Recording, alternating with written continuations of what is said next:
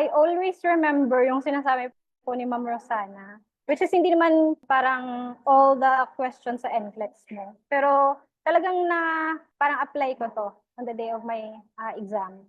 Na sabi niya, out sa 4 choices, pag standalone question, if alam mo yung tatlong, for example, yung question, hindi mo alam talaga yung answer, pero yung choices, alam mong hindi yun yung sagot.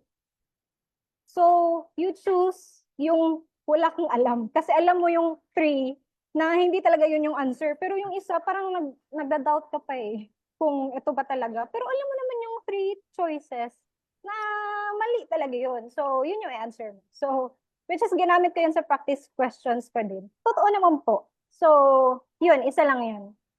Tapos, it would be really parang helpful again to know the concepts. Kasi pagdating naman sa practice questions po, kung may alam ka lang, tas mag-use ka ng critical thinking mo, talagang mapipinpoint mo or malalaman mo kung alin doon yung sagot. Kasi mag-aano ka eh, parang magka-crush out ka, hindi ito yung sagot, hindi ito yung sagot. Tas pag dalawa na lang yung natitira, ano lang talaga, parang connect it always kung ano talaga yung ina-ask sa question. Yun po.